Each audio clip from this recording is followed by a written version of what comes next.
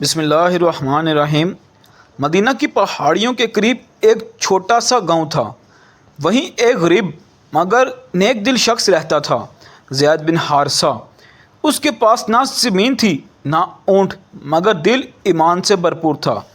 لوگوں کو وہ ہمیشہ یہی نصیحت کرتا، جب زندگی مشکل ہو تو سمجھو اللہ تمہیں اپنی رحمت کے قریب لا رہا ہے۔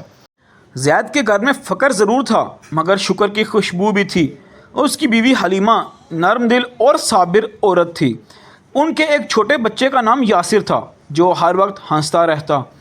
ایک سال مدینہ کے اطراف میں سخت قحط آیا، بارشیں رک گئیں، کھجور کے درخت سوکھ گئے، لوگوں نے اپنے جانور بیچ دیے، کنویں خشک ہو گئے۔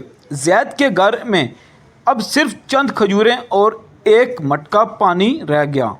ایک شام جب سورج ڈوب رہا تھا، زید کے بیٹے نے بھوکے پیٹ کہا، ابا جان، کیا اللہ ہم سے ناراض ہے؟ زید نے مسکرا کر جواب دیا، نہیں بیٹے، اللہ اپنے بندوں کو آزماتا ہے تاکہ وہ اس پر بھروسہ کرنا سیکھیں۔ یہ بھوک عارضی ہے، مگر ایمان ہمیشہ کے لیے ہے۔ رات گہری ہوئی، حلیمہ نے چولہا جلایا مگر برتن خالی تھا۔ زید نے ہاتھ اٹھائے اور دعا کی، یا رب، ہم نے تیرے سوا کسی سے نہیں مانگا، اگر تو چاہے تو صحرا سے بھی رزق نکال دے۔ اسی لمحے دروازے پر ہلکی سی دستک ہوئی۔ زید نے دروازہ کھولا تو ایک مسافر کھڑا تھا، گرد آلود، تھکا ہوا اور زخمی۔ بھائی، 3 دن سے بھوکا ہوں، اگر کچھ کھانے کو مل جائے۔ زید نے اندر دیکھا، جہاں ان کے پاس صرف 3 کھجوریں تھیں، ایک اپنے لیے، ایک بیوی کے لیے اور ایک بچے کے لیے۔ لیکن اس نے ایک لمحہ سوچے بغیر وہ تینوں کھجوریں مسافر کو دے دیں۔ حلیمہ نے آنکھوں میں آنسو لیے کہا، یہ ہماری آخری کھجوریں تھیں۔ زید نے نرمی سے کہا، آخری نہیں، یہی پہلی سیڑھی ہے رحمت کی، اللہ دیکھ رہا ہے۔ اگلی صبح سورج نکلنے سے پہلے ہی زید کی جھونپڑی کے باہر اونٹوں کی آواز آئی۔ ایک قافلہ رکا۔ قافلے کا سردار بولا، کل رات ہم نے خواب دیکھا کہ مدینہ کے قریب ایک نیک شخص کو رزق دیا جائے، کیا یہ تمہارا گھر ہے؟ زید حیران رہ گیا۔ قافلے والوں نے کھجوروں کی بوریاں، آٹے کے تھیلے اور سونے کے سکے اس کے گھر کے سامنے رکھ دیے۔ زید کی آنکھوں سے آنسو بہہ نکلے۔ وہ سجدے میں گر گیا اور بولا، اے رب، تو نے کہا تھا جو مجھ پر بھروسہ کرے میں اس کے لیے کافی ہوں۔ آج میں نے اسے سچ پایا۔ اس کے بعد زید نے ان نعمتوں کو اپنے تک محدود نہ رکھا۔ اس نے گاؤں کے بھوکے لوگوں میں کھانا بانٹنا شروع کیا۔ لوگ حیران تھے کہ جس شخص کے گھر میں کل کچھ نہ تھا، آج وہ سب کو کھلا رہا ہے۔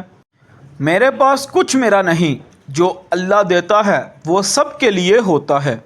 کچھ دن بعد وہی مسافر واپس آیا، اب تندرستی اور حشاش بشاش۔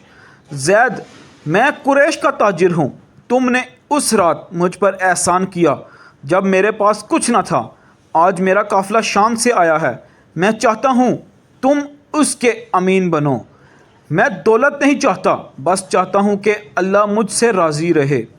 تاجر نے جواب دیا، اللہ تم سے راضی ہو چکا ہے زید، کیونکہ تم نے آزمائش میں اس پر بھروسہ کیا اور وہ تمہیں عزت دے رہا ہے۔ وقت گزرا، زید مدینہ کے نبی صلی اللہ علیہ وسلم کے قریب ترین ساتھیوں میں شامل ہوا۔ ایک دن جب جنگ موتا کے لیے لشکر تیار ہو رہا تھا، نبی صلی اللہ علیہ وسلم نے فرمایا، زید بن حارثہ وہ بندہ ہے جس نے بھوک میں شکر کیا، تنگی میں صبر کیا اور ہر آزمائش میں اللہ پر بھروسہ کیا۔ اس کا ایمان سب کے لیے مشعل راہ ہے۔ جنگ کے دن زید نے اپنے ساتھیوں سے کہا، جب میں گیا تھا میرے پاس کچھ نہیں تھا، مگر میرا رب میرے ساتھ تھا۔ آج اگر موت بھی آئے تو وہ بھی میری رب کی رضا میں آئے گی۔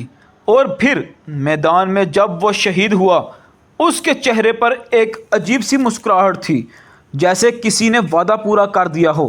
مدینہ میں جب یہ خبر پہنچی تو نبی صلی اللہ علیہ وسلم کی آنکھوں میں آنسو آ گئے۔ آپ صلی اللہ علیہ وسلم نے فرمایا، زید نے زندگی میں بھی اللہ پر بھروسہ رکھا، اور موت کے بعد بھی اس پر بھروسہ کیا۔ ایمان والا کبھی نہیں ہارتا، بس آزمائش اس کی ایمان کی ترازو ہے۔ اللہ پر بھروسہ کرنا صرف زبانی نہیں، دل کی یقین کا نام ہے۔ آزمائشیں سزا نہیں ہوتی، بلکہ وہ دروازے ہیں جن سے رحمت داخل ہوتی ہے۔ جب بندہ اپنے رب پر پورا یقین رکھتا ہے تو کائنات کے راستے اس کے لیے بدل جاتے ہیں۔